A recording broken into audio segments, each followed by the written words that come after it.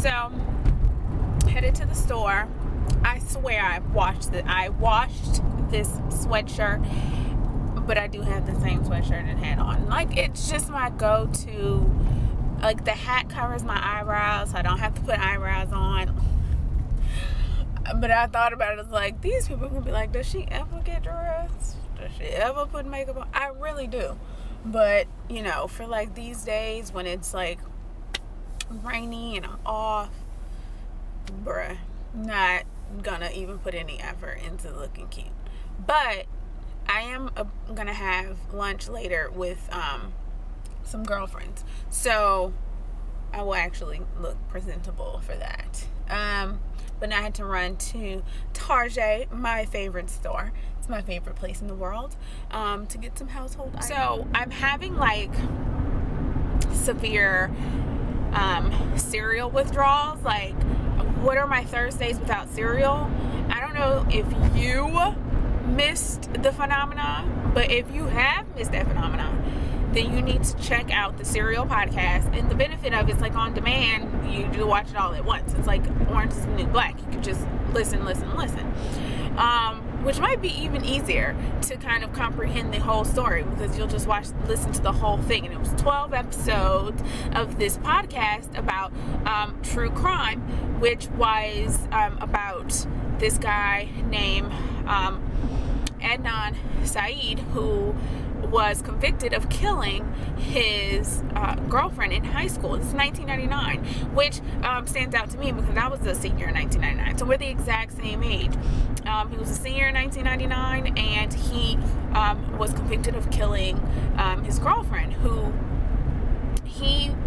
a lot of stuff it's just not so cut and paste. I mean, he obviously, by the name you can tell, was Middle Eastern. I think he was from Pakistan, and his girlfriend was Hay, and she was Asian.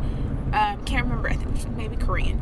But so that ends up coming into play because they both come from different religious backgrounds and family life, and some of that kind of comes into play, and it just really takes you on this like emotional roller coaster. Like, you're really trying to figure out, did he do it or did he not? It really makes you question the justice system.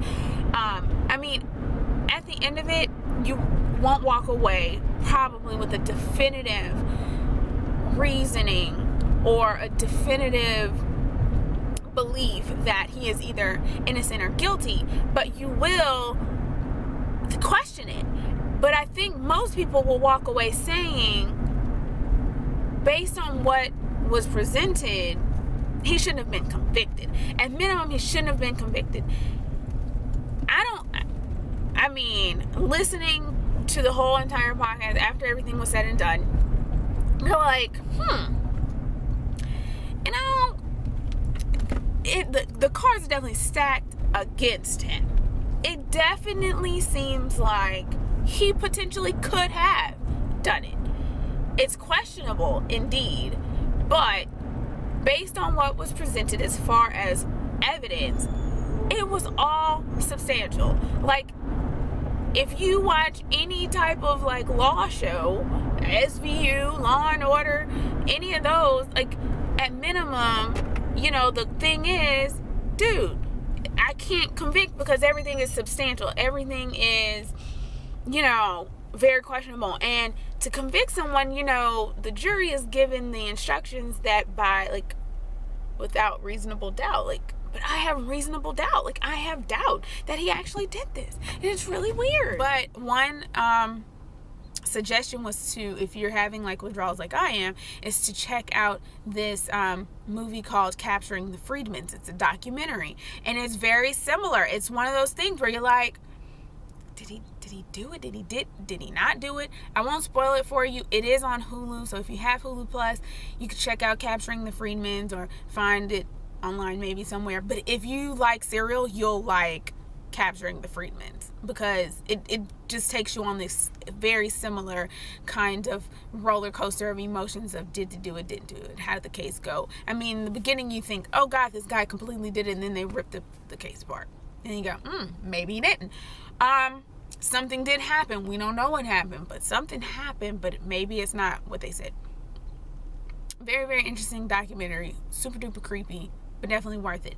So with that, I'm watching The Wire, and there's every episode in between they're promoting this new series called The Jinx, which looks amazing. It's by the same directors of Capturing the Freedmen, and it's kind of similar. He's this guy, I haven't looked completely into it, but it's basically about 3 murders. So it's called The Life and Deaths of this guy. I forgot the name already. But yeah. Anybody else watch The Wire? I'm like knee deep in it. Like I'm finally out of the house. I'm looking a little more decent. It's a baker board inside. You put real clothes on. See, I wear real clothes too, not just hoodies. And hats, even though I wish I could have a hat on at all times. But I still didn't really feel like doing anything with my hair. I need to wash it, so I just put it up in a bun and called it a day. And actually put like some makeup on and such. So headed to the rum house to meet my girlfriends and have some girl time over food. And it's the rum house, so I should partake in rum because it's the rum house. So I probably will partake in a drink or two. But I'm definitely looking forward to some tacos. I haven't eaten today. So I don't know how it became 4 o'clock and I hadn't eaten, but time just goes, and I have a bad habit of not eating in the morning. So, which is bad. I know it's bad. But yeah, I just didn't have any appetite this morning, and then I got up and started moving around. So, still haven't eaten. So this is my first meal of the day, which is a good one to have, right? Tacos. Mm-hmm. Well, apparently none of us knew that the rum house is closed on Mondays. So, yeah, don't know what we're gonna do now. We'll have to find a new place to go. Dang it, I really was excited about this rum house. I'm really upset. What restaurant is closed on a Monday? That's some bull. So we made it to Copeland. We're gonna have dinner at Copeland since rum house was closed. Yeah, so.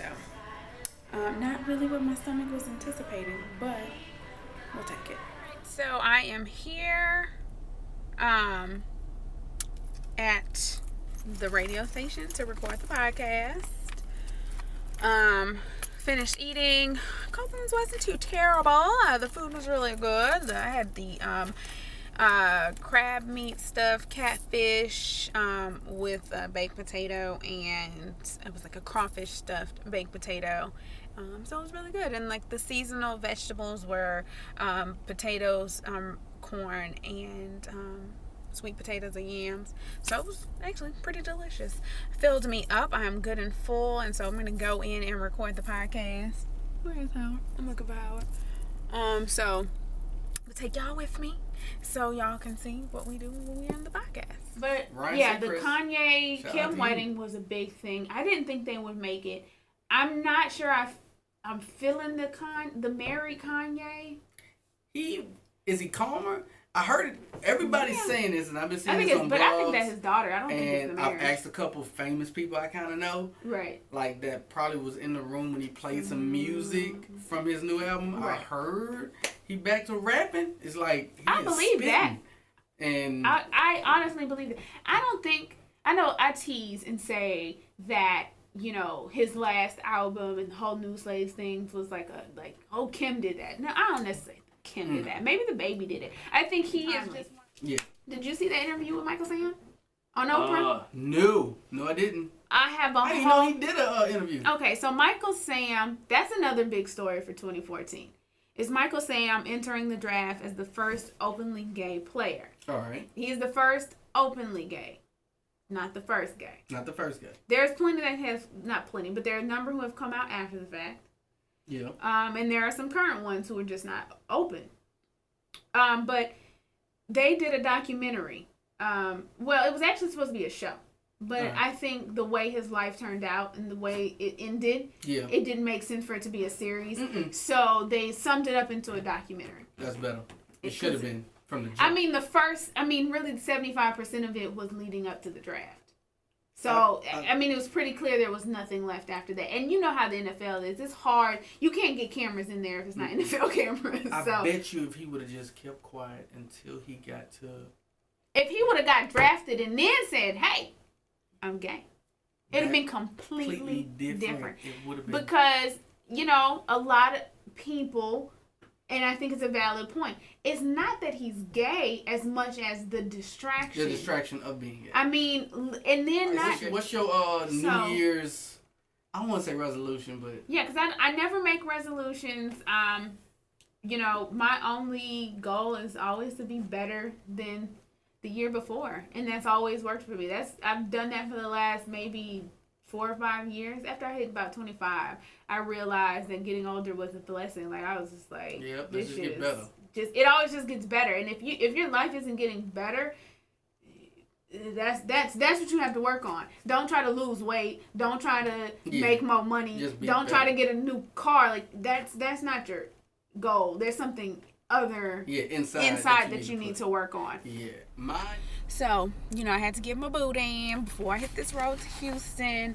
I didn't get a big peach this time. I just got a big old thing of Fuse iced tea / lemonade.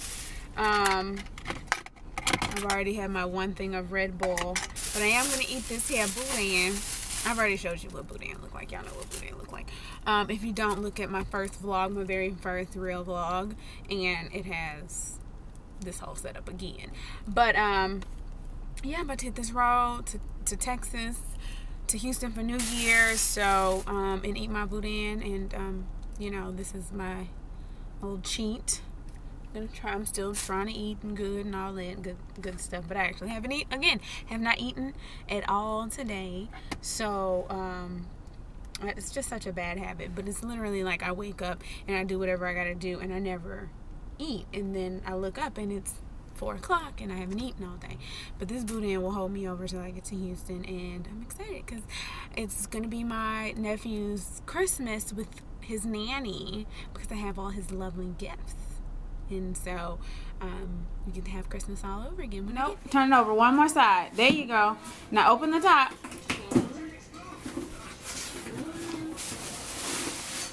No, it's not bananas. That's all for you. Keep opening it all up. Show your mommy all the stuff. I was at my skateboard. That's your skateboard. That's so cool. I'm on pay. But you have to open all the rest of your stuff. Yeah, show mommy everything that's in the box. Look in your box. Boy, look at this. You're a full live Ninja Turtle now. Yeah. Look at all your stuff. Yeah. This. Oh my gosh. And that. What's on the shirt? Who's that? Who is that? A skateboard. It's not a skateboard. That's well, look on the shirt. With the skateboard. Cars. You like cars, huh? Yeah. What's that on the front? What's that called? And do that again. So it's New Year's Eve, and I'm about to have my pre-game meal, which is Taco Cabana. It's my favorite. A little something to put on my stomach, you know, before we do like the real turn up for New Year's. Did a little running around. My godson scooter that I bought him for Christmas didn't have all the pieces in it, so to bring that back to Toys R Us, because then I put the receipt of all the receipts. That's the one receipt that I made sure to put in the box, and they didn't have any more, so I ended up getting him a skateboard and some skates, but he kept saying he wanted a skateboard, so it worked out nicely anyway. And then I went to the Galleria. Zara had like an amazing sale. All kinds of stuff was on sale, and I got some jumpsuits and a romper, because y'all know that's what I love to wear. And just kind of roamed around. They opened the new H&M in the Galleria, and it is pretty poo, to be honest. I've seen way better H&Ms. That H&M is terrible.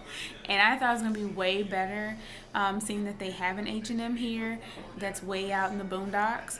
but they didn't. So, and this one just is not what it is. So all ready to go. I have a black romper on, and you know, just a simple face. My red lipstick, which is by Stila. It's like a liquid lipstick. I really love it. It's long wearing, and this red is like so bright and popping. And so yeah, about to hit the town, turn up for 2015 and all that good stuff. So hope everyone else has a happy new year, and yes, I will see you next year.